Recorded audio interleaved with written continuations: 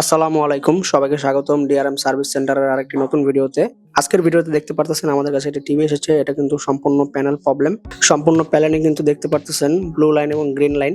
এই টিভিটা হচ্ছে সনি 50 ইঞ্চি W800C মডেলের একটি টিভি। তো আজকে এই টিভিটার হচ্ছে আমরা সম্পূর্ণ প্যানেলটা রিপেয়ার করব এবং আপনাদের দেখাবো যে কিরকম রেজাল্ট আসলো রিপেয়ার করার পরে। সম্পূর্ণ প্যানেলটি কিন্তু পরিবর্তন করা হয়েছে। দেখতে পারতেছেন টিভিটা এখন সম্পূর্ণ নতুনের মতো সার্ভিস দিচ্ছে। আমরা কিন্তু যে কোনো স্মার্ট টিভি রিপেয়ার সার্ভিস দিয়ে থাকি। আপনাদের টিভির যে কোনো সমস্যা হোক, প্যানেল অথবা মাদারবোর্ড, যে কোনো ইস্যু, পাওয়ার ইস্যু, বিভিন্ন টাইপের ইস্যু থাকে, যে কোনো প্রবলেম হোক আপনারা কিন্তু আমাদের সাথে যোগাযোগ করতে পারেন এবং সবথেকে ফাস্ট এবং রিলায়েবল সার্ভিসটি নিতে পারেন।